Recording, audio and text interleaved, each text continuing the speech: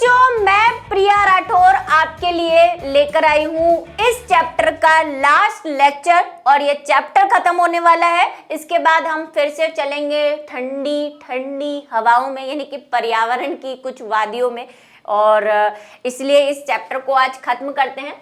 आज हम करने वाले हैं इस चैप्टर का L9 और वो रहेंगे क्या, जिससे कि आपको पता है इम्पॉर्टेंट क्वेश्चन आंसर। ठीक है, चैप्टर खत्म हो चुका है। कुछ क्वेश्चन है जो वैसे तो इजी है, लेकिन वही हमें कैसे लिखना है इसको ये हमें समझ नहीं आती है, तो इसलिए मैं यहाँ पे थोड़ा सा आपको लिख के दे देती हूँ ताकि आपको उसको समझना।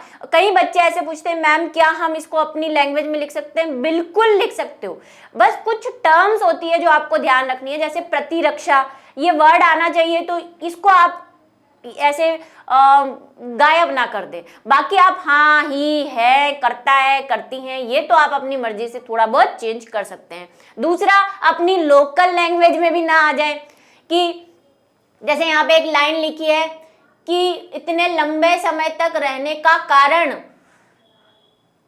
क्या समझते हो, आपके स्वास्थ्य पर का कोई बुरा प्रभाव पड़ेगा, ऐसे भी नहीं करना है ना। लोकल लैंग्वेज में नहीं आ जाना है, हिंदी में रहना है। ठीक है, और कई बच्चे तो मैं जब कॉपी इस चेक करती हूँ तो वो मैसेज वाली, व्हाट्सएप की जो मैसेज वाली लैंग्वेज होती है ना, उसमें भी लिखते हैं। तो ऐसा ना करें, अपनी लैंग्वेज में लिखने का मतलब हिंदी में लिख दे, थोड़ा सा शब्दों को परिवर्तित कर सकते हैं आप, है ना।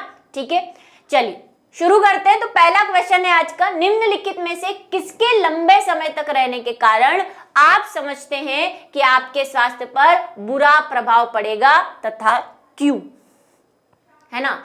इनमें आपको कुछ ऑप्शन दिए हैं। पहला, यदि आप पीलिया से ग्रस्त हैं तो। दूसरा, यदि आपके शरीर पर जुएं यानी कि जू जो होती है सर में रहती है, लाइस, वो है। यदि आप मुहासों से ग्रस्त हैं। ये एनसीईआरटी के क्वेश्चन है, कुछ तो वही ब्लू बॉक्स वाले जो हमने क्लास के साथ एक दो नहीं किए थे उनको भी कर लेते हैं, और कुछ एनसीईआरटी के पीछे जो होते हैं एक्सरसाइज में वो भी है। तो पहला है कि आपको कब बुरा प्रभाव पड़ेगा, इनमें से किस स्थिति में आपको बुरा प्रभाव पड़ेगा और क्यों पड़ेगा वो भी बताना है। तो अगर हम देखें कि पीलिया एक बीमारी है, हमने रोग पढ़े थे, हमने कहा था एक होते हैं दीर्घकालिक रोग, है ना। जो दीर्घकालिक होते हैं वो ज्यादा इफेक्टिव होते हैं। आपको जब तक आपकी बॉडी में, एक तो है सर्दी खांसी, 4-5 दिन आपको रहेगी और आपकी बॉडी थोड़ी सी वीक जरूर हो जाती है, लेकिन थोड़े समय बाद आप नॉर्मल हो जाते हैं। जुएं आपके शरीर पर रहेंगी, खून चूस रही है, आपका बस ब्लड जा रहा है, लॉस हो रहा है, लेकिन आपको वैसे कोई ऐसा नहीं होगा कि आपकी इम्यूनिटी जो है वो बहुत वीक हो गई है ना। लोगों को कई बार आपने देखा होगा सालों सालों उनके सर में जुएं रहती है, हालांकि वो हमारे ब्लड को सक करती है, जिससे हम कहते हैं कि दिमाग कमजोर होता है, लेकिन ऐसे कोई वैसा वाला बड़े लेवल का साइड इफेक्ट नहीं है। ठीक है, मुहासे, भाई पिंपल होते हैं, क्या होता है, थोड़े दिन आप अपने आप को मेकअप शेपल लगा के जो कवर कर लेते हो, है ना। ऐसा तो नहीं है कि मुहासे हो गए तो आप जो है आपकी इम्यूनिटी वीक हो गई है या आपको मुहासे होने की वजह से दूसरी बीमारियां हो रही है, ऐसा तो नहीं होता। तो यहाँ पे पीलिया जो है वो क्या है, एक दीर्घकालिक रोग है।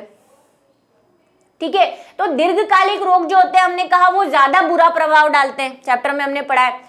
जुएं जो है इतना प्रभाव नहीं डालेगी और मुहासे तो खैर न के बराबर से ही है। तो बस इसी तरह में लिखना है। क्या लिखेंगे हम, सबसे पहले बात करेंगे जुओं की। तो जू जो है, ये लाइस जो है एक परजीवी होती है, पैरासाइट होती है ना। ह्यूमन के और डॉग्स पे भी अलग प्रकार की जुएं रहती है, वो रहती है कुछ समय तक आपके शरीर पर रहती है और इसका कोई दीर्घकालिक प्रभाव नहीं पड़ता, कोई लॉन्ग टर्म साइड इफेक्ट नहीं है। भाई आपने अगर इसको टाइम रहते ही अपनी बॉडी से निकाल फेंका, है ना, जुएं निकाल ली, मम्मी निकालती है ना कंघी घिच घिच के ऐसे जिसको हो जाती है, आपने जुएं निकाल ली, तो बस ऐसा नहीं है कि आपके सर में जुएं रहती थी उसका प्रभाव अब नहीं है, लेकिन पहले रहती थी उसका प्रभाव अभी भी आप पे है, ऐसा कुछ नहीं होता, है ना। जुएं खत्म तो उसका प्रभाव खत्म। तो दीर्घकालिक नहीं होती, लॉन्ग टर्म नहीं होती। इसी प्रकार मुहासे भी कुछ समय बाद ठीक हो जाते हैं, यानी इन दोनों रोगों का प्रभाव लंबे समय तक नहीं रहता, आसानी से ठीक हो जाते हैं। ठीक है, लंबे समय तक नहीं रहते ये, तो ज्यादा हमें कोई बुरा प्रभाव नहीं डालते। कौन से, जुए वाला और जो हमारा ये मुहासे वाला है। लेकिन अगर हम पीलिया रोग की बात करें, जिसको हम जॉन्डिस भी कहते हैं, है ना, लिवर पे इन्फेक्शन हो जाता है, इसमें लिवर को इफेक्ट करता है ये। भाई अगर आपको एक बार जॉन्डिस हो गया तो आप दवाइयाँ खाएंगे, एक तो महीना 2 महीने आपके वैसे ही वीकनेस में गुजर जाएंगे। दूसरा, आपके लिवर में जो है इन्फेक्शन है तो वो काफी लंबे समय तक चलेगा। आप वैसे बिल्कुल फिट फाट दिख रहे हैं, लेकिन अभी भी आपका लिवर जो है वो वीक है, क्योंकि वो किसी बीमारी से गुजरा हुआ है ना। मेनली इसका इफेक्ट कहाँ होता है? लिवर पे होता है। मैंने आपको बताया था कि लिवर जो होता है वो कुछ बाइल जूसेस के साथ कुछ पिगमेंट रिलीज करता है, बिलीरुबिन, बिलीवर्डिन। इनकी क्या होती है, मिनिमम क्वांटिटी हमारे ब्लड में रहती है। अगर लिवर सही से काम नहीं करता है तो ये बिलीरुबिन, बिलीवर्डिन बहुत बढ़ जाते हैं ब्लड के अंदर, और उसी वजह से हम पीले दिखने, क्योंकि इनका कलर जनरली पीला होता है। तो ये लिवर को इफेक्ट करता है, आपका डाइजेशन बिगड़ जाएगा, क्योंकि लिवर से ही बाइल जूस आ रहा है जो फैट को डाइजेस्ट करेगा। प्लस आपको दर्द भी होगा, है ना, वीक हो जाओगे आप, महीने 2 महीने आपकी वीकनेस चलती रहेगी। तो दीर्घकालिक है ये नहीं भी होगा, आप बिल्कुल ठीक भी हो जाओगे, लेकिन आपको बिल्कुल एकदम परफेक्ट होने में थोड़ा सा टाइम लगेगा। परंतु पीलिया रोग प्रभाव दीर्घकालिक होता है, और इसमें जिगर का मतलब वही लिवर, यकृत जिसको हम कहते हैं, कि कार्यविधि क्षतिग्रस्त हो जाती है। भाई लिवर को बहुत नुकसान होता है ना, और ये नुकसान थोड़ा सा आपको लॉन्ग टर्म देखने को मिलेगा। आपका लिवर खराब है, डाइजेशन प्रॉपरली नहीं होगा।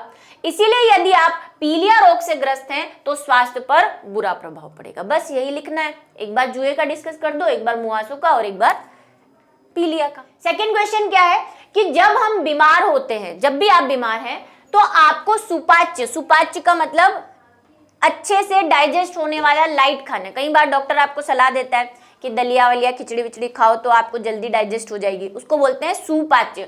सुपाच्य का मतलब जल्दी से डाइजेस्ट होने वाला हल्का फुल्का खाना, उसको कहते हैं सुपाच्य।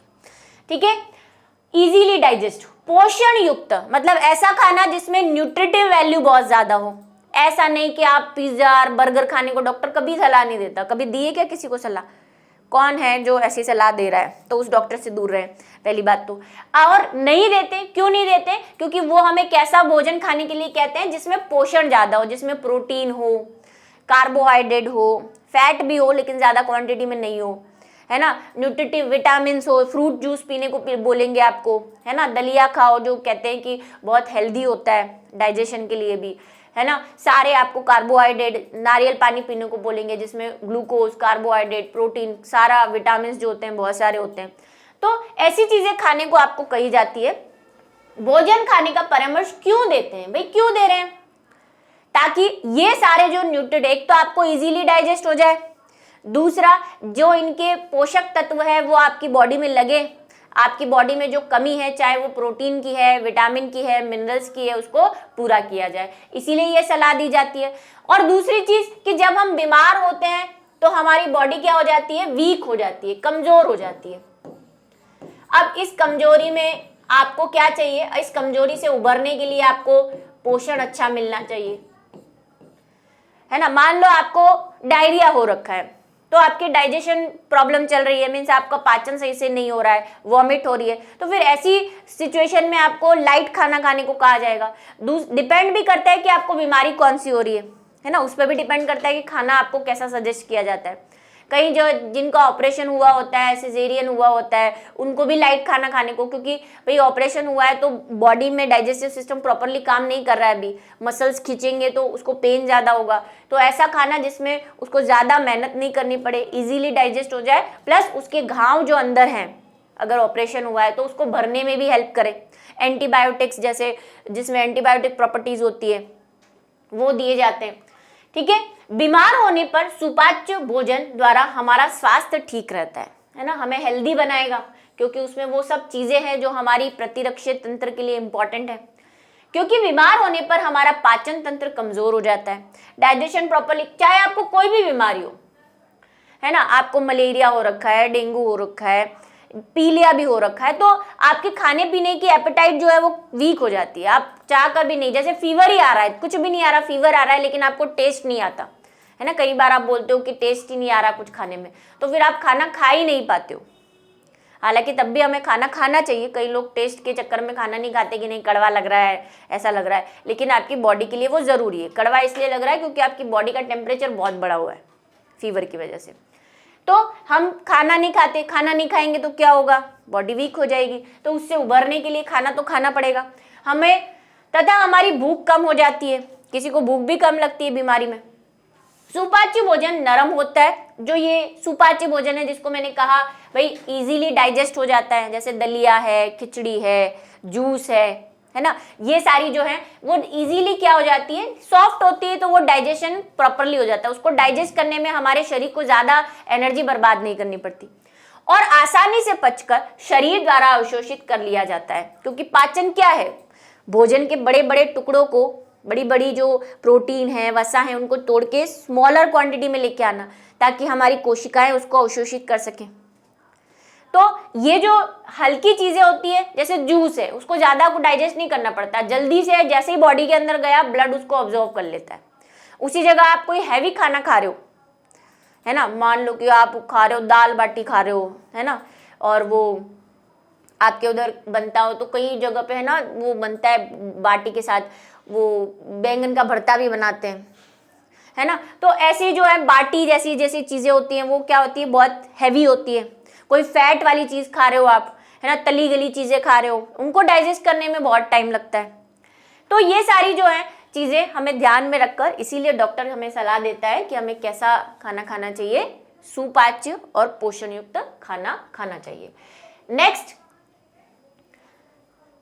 पोषण युक्त भोजन से रोग के विरुद्ध लड़ने की शक्ति बढ़ती है तथा यह कमजोर पड़ गए प्रतिरक्षी तंत्र को मजबूती प्रदान करता है। पोषण युक्त भोजन से विटामिन, मिनरल एवं अन्य पोषक तत्वों की क्षतिपूर्ति हो जाती है। भोजन हमें ऊर्जा देता है तथा हमारे टूटे फूटे ऊतकों की मरम्मत भी करता है। जो भी नुकसान हुआ है आपको बीमारी में, आपकी कोई सेल डैमेज हो गई है, कोई ऊतक टूट गया है, तो उसको भी मरम्मत करने में हेल्प करेगा।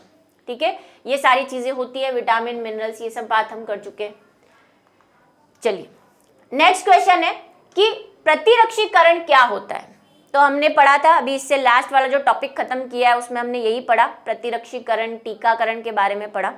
क्या होता है प्रतिरक्षीकरण, कि हम बाहर से कुछ ऐसी चीजें, कुछ ऐसी दवाइयां बॉडी के अंदर डालते हैं जिससे हमारा प्रतिरक्षी तंत्र और मजबूत होता है, या अगर हमारा प्रतिरक्षी तंत्र अच्छे से काम नहीं कर रहा है। आपको कल की क्लास में, मैंने लास्ट क्लास में ये बताया था कि जो भी वायरस या बैक्टीरिया आता है, जैसे उसके ऊपर ये प्रोटीन है जिसको हम एंटीजन कहते हैं, है ना, एंटीजन, उससे हमारी बॉडी क्या बनाती है, इसी के हिसाब से एंटीबॉडी बनाती है जो इस पर फिट हो जाए, और ये फिट होके क्या करते हैं, इसको खत्म कर देते हैं। तो जो बनती है हमारे शरीर में वो क्या होती है, एंटीबॉडी होती है। ये कल की क्लास में, लास्ट क्लास में हमने बात की थी। अब कई बार हमारा प्रतिरक्षा तंत्र बहुत वीक है, वो ये एंटीबॉडी नहीं बना पा रहा है, तो फिर हमें बाहर से एंटीबॉडी दी जाती है। किस फॉर्म में, वही जो आप दवाइयाँ खाते हो, है ना। कई बार आपको डॉक्टर ने, आपने कभी कोई बीमार हुए तो आपने सुना हो डॉक्टर के मुंह से कि ये एंटीबायोटिक है या आपको लेनी है। ये एंटीबायोटिक क्या है, ये वही इस वाले, अगर आप बीमारी आपकी डिस्कवर हो गई कि आपको कौन सी मलेरिया है, डेंगू है, जो भी है, तो उसके हिसाब से आपको एंटीबॉडी दी जाती है। ऐसा जरूरी नहीं है कि सारे बैक्टीरिया या सारे वायरस के लिए कोई एक ही एंटीबॉडी है। ये शायद आपकी बुक में एक लाइन भी दे रखी है कि बैक्टीरिया को मारने के लिए, है ना, बैक्टीरिया को मारने के लिए अलग दवाई यूज करते हैं, वायरस को मारने के लिए अलग दवाई यूज करते हैं, और बैक्टीरिया में भी जो अलग अलग बैक्टीरिया है उनको मारने के लिए फिर अलग अलग दवाई है।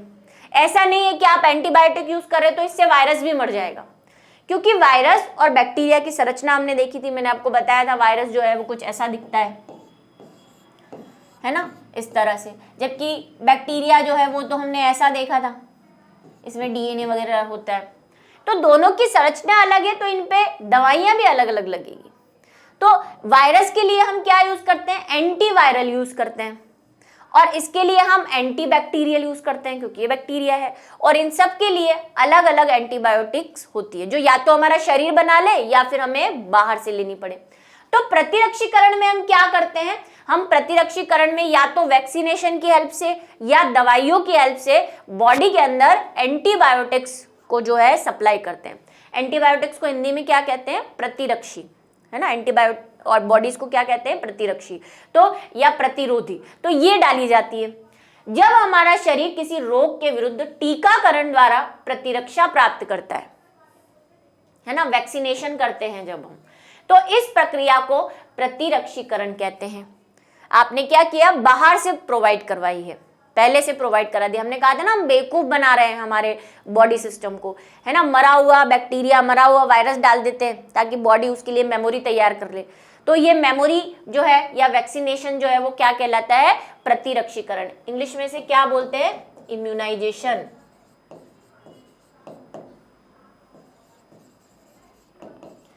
है ना, और टीकाकरण को वैक्सीनेशन। प्रतिरक्षा पौष्टिक आहार से भी प्राप्त होती है ना। अभी कोरोना गया है, सबको पता है, डॉक्टर बोलते हैं कीवी खाओ, उसमें बहुत एंटीबॉडीज होती है, आपकी इम्यूनिटी डेवलप होती है, नारियल पानी पियो, इम्यूनिटी डेवलप होती है। तो कई बार तो हमें दवाइयाँ लेनी पड़ती है, कुछ नेचुरल चीज़ें भी ऐसी हैं जो हमें एंटीबॉडीज डेवलप करने में हेल्प करती है, हमारे इम्यून सिस्टम को बढ़ाती है। तो पोषक तत्वों से भी मिल सकती है ये। नेक्स्ट है, डॉक्टर, नर्स, स्वास्थ्य कर्मचारी अन्य व्यक्तियों की अपेक्षा रोगियों के संपर्क में अधिक रहते हैं। पता करो कि वे अपने आप को बीमार होने से कैसे रोकते हैं। ये भी एक क्वेश्चन है, पूछने लायक है। एक जो पहले वाला था प्रतिरक्षीकरण वाला, वो भी पूछा जा सकता है कि डॉक्टर तो दिन रात पेशेंट्स के कांटेक्ट में रहते हैं, तो वो अपने आप को कैसे सेफ रखते हैं। तो बहुत सारे उपाय हैं, वो भी अपनी प्रिकॉशन साथ में रखते हैं। ठीक है, डॉक्टर, नर्स, स्वास्थ्य कर्मचारी निम्न तरीकों से अपने आप को बीमार होने से बचाते हैं। वे रोगी को छूते समय हाथों पर दस्ताने पहनते हैं। देखा होगा आपने, डॉक्टर को कई बार चेकअप करते हैं तो वो ग्लव्स पहन लेते हैं जहाँ इन्फेक्शन का ज़्यादा खतरा होता है। भाई ऐसे हर काम में तो नहीं पहनते, जैसे कि आपकी नर्व्स चेक करते हैं तब नहीं पहनते, आपको बोलेंगे मुंह खुला, तो ऐसे हर बात में नहीं पहनते, लेकिन उन्हें लगता है जहाँ कि इन्फेक्शन होने का खतरा है तो वहाँ पे वो ग्लव्स पहनते हैं। ठीक है, फिनाइल आदि के द्वारा कार्यस्थल को विसंक्रमित करते हैं। भाई उनके पास दुनिया भर के पेशेंट आते हैं, लाइनें लगती है लंबी लंबी डॉक्टर से अपॉइंटमेंट लेने के लिए। अब हर तरह के पेशेंट है, वहाँ मलेरिया वाला भी है, वहाँ टीबी वाला भी है, वहाँ एड्स वाला भी है, वहाँ कैंसर वाला भी है। किस किस से बचाएंगे, तो वो अपने जो ऑफिस है या जो बाहर का एरिया है उसको विसंक्रमित करते हैं। विसंक्रमित का मतलब डिसइंफेक्ट। बहुत सारे ऐड देखे होंगे आपने, आते हैं, है ना, स्टेराइल करते हैं, या तो फिनाइल से पोछे लगाएंगे, आजकल तो खैर सैनिटाइजर्स आ गए हैं तो उससे स्प्रे कर देंगे ताकि वहाँ का एरिया जो है वो क्या रहे, स्टेराइल रहे। वे मास्क का प्रयोग करते हैं ताकि रोग के कीटाणु नाक और मुंह से उसके शरीर में न जाए। ठीक है, उनके शरीर में नहीं जाए। भाई ये तो सबको ही पता है, इसमें कुछ बताने की जरूरत तो मुझे नहीं लग रही।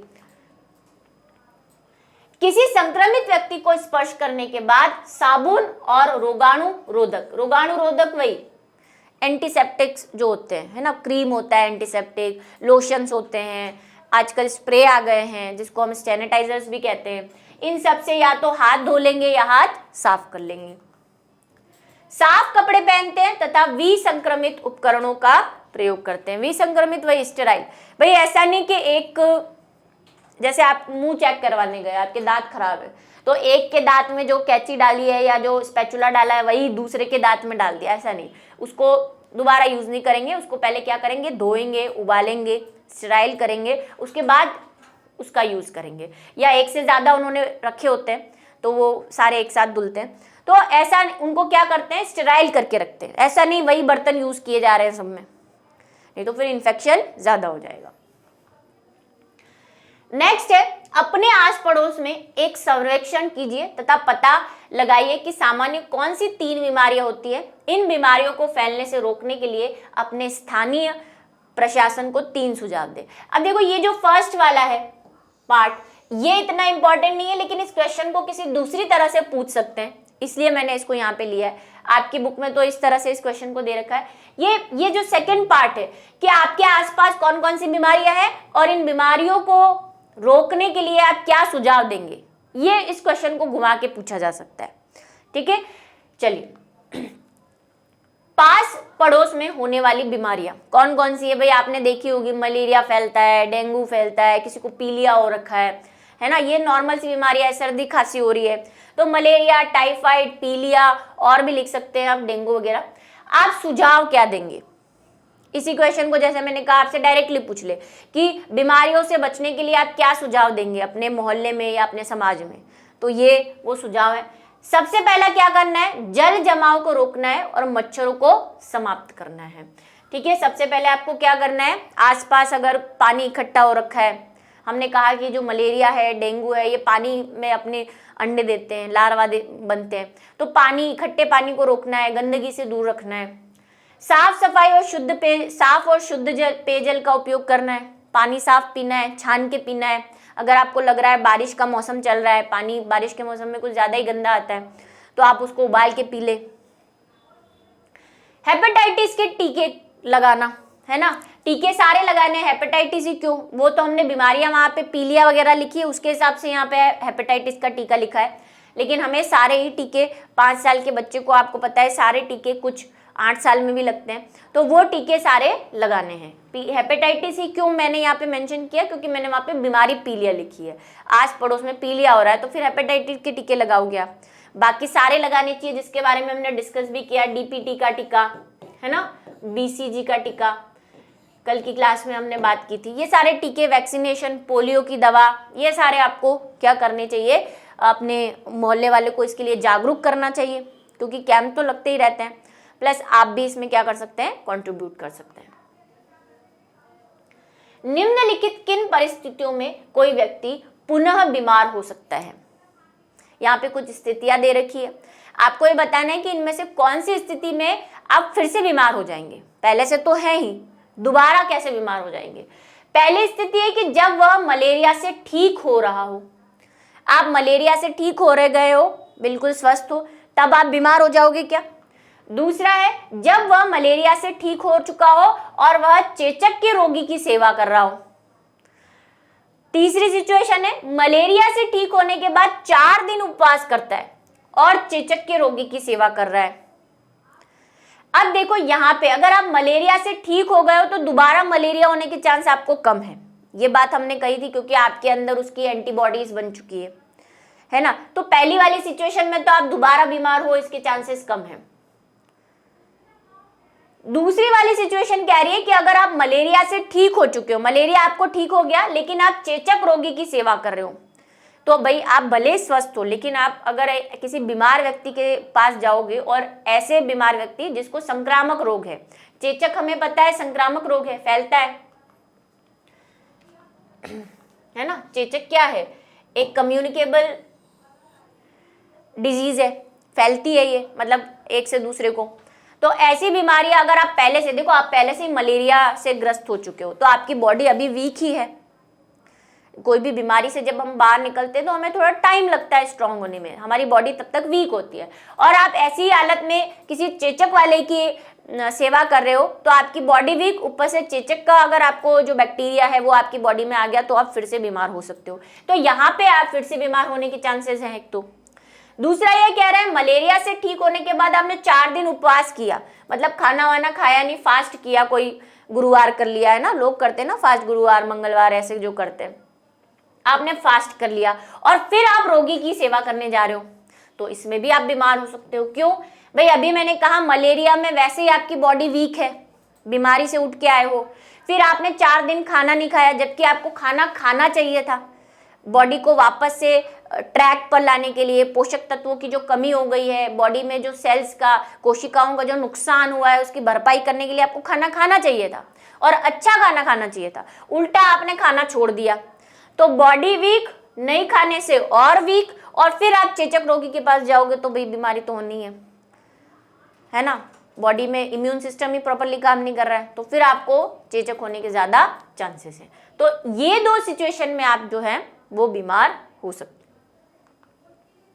तो क्या आंसर लिखेंगे कि उपरोक्त विकल्प में से हम बीसी में बताए गए जो परिस्थितियों में वह पूर्ण बीमार हो सकता है। बीमार होने के बाद व्यक्ति के शरीर का प्रतिरक्षा तंत्र कमजोर हो जाता है, जो हमारा लड़ाई लड़ने वाले वो जो बॉडीगार्ड्स है ना वो वीक हो जाते हैं। 4 दिन उपवास के बाद शरीर का प्रतिरक्षा तंत्र और भी कमजोर हो जाएगा, जिसे चेचक जैसे छूत की बीमारी मतलब वही जो छूने से फैलती है ना, होने की संभावनाएं अधिक होंगी। ठीक है, तो ये इसका आंसर था। नेक्स्ट है निम्नलिखित में से किन परिस्थितियों में आप बीमार हो सकते हैं? फिर से परिस्थितियां दे रखी है। जब आपकी परीक्षा का समय चल रहा हो, आप बोलेंगे हाँ मैम तब तो हम जानबूझ के बीमार हो जाते हैं, लेकिन ये जानबूझ के वाला नहीं बोल रहा, ये टेंशन वाला नहीं बोल रहा, ये नॉर्मल बीमारी की बात कर रहा है। ठीक है, जब आप बस या रेलगाड़ी में 2 दिन तक यात्रा कर चुके हो। और तीसरा है जब आपका मित्र खसरा से पीड़ित हो। खसरा क्या है? खसरा एक बीमारी है, मीजल्स मम्स जिसको कहते हैं, है ना, उसका भी वैक्सीन करवाया जाता है बच्चों को।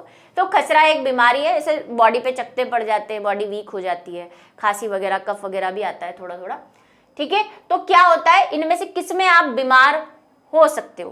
भाई परीक्षा तो सिर्फ दिमाग का स्ट्रेस रहेगा, कई बच्चे तो उससे भी बीमार हो जाते हैं, हेडेक हो जाता है उनको, लेकिन हम जिस बीमारी की बात कर रहे हैं कि कोई ऐसी डिजीज वाली बीमारी, वो परीक्षा के समय नहीं हो सकती, सिर्फ हमें टेंशन रहती है। जब बस या रेलगाड़ी में आप 2-3 दिन सफर कर रहे हो, भाई आप ट्रेन में जा रहे हो, ट्रेन में आप सीट पे बैठे हो, काफी लोग बैठते हैं एक बर्थ के अंदर, तो भाई कोई ऐसी उसको संक्रामक बीमारी हो जो हवा से या पानी से या टच करने से फैल रही है, तो आपको हो सकती है। तो दूसरी सिचुएशन में आप बीमार हो सकते हो, है ना, लोगों से मिलते हो, गंदे हाथ खिड़कियों पे विड़कियों पे लगाते हो, तो हो सकती है। और अगर आपका मित्र, आप जिसके पास बैठे हो, उसको अगर मीजल्स मम्स हो रहा है या खसरा हो रहा है, तो खसरा भी जो है वो क्या होता है, फैलता है एक दूसरे को टच करने से, एक दूसरे की वही झूठी चीजें खाने से, इस तरह से फैलता है, संक्रामक रोग है ये भी।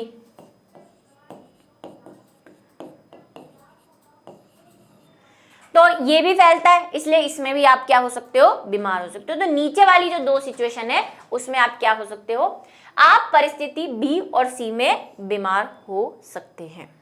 क्यों हो सकते हैं इसका रीजन मैं बता चुकी हूँ, फिर भी आप देख लो एक बार।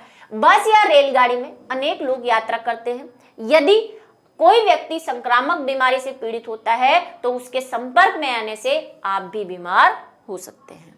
होता भी है कई बार, आपने देखा आप ट्रैवल करके आते हैं 2-4 दिन तो आप बीमार हो जाते हैं, कुछ ना कुछ आपको सर्दी खांसी कुछ ना कुछ हो जाता है। खसरा एक संक्रामक रोग है, ये बात हम कर चुके हैं।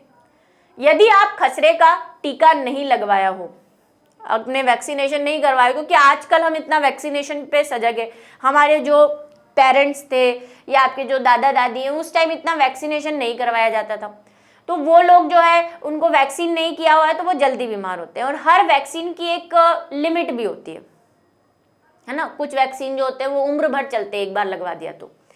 जैसे टिटनस है, टिटनस का हम बोलते हैं 6 महीने चलता है, हर 6 महीने में आपको टिटनस का इंजेक्शन लगवाना चाहिए। हालांकि हम लगवाते नहीं है, कभी कुछ लगता है, कोई लोहे से या कोई मिट्टी से लग जाती है तभी हम टिटनस का इंजेक्शन लगाते हैं, बचपन में जो लग गया सो लग गया।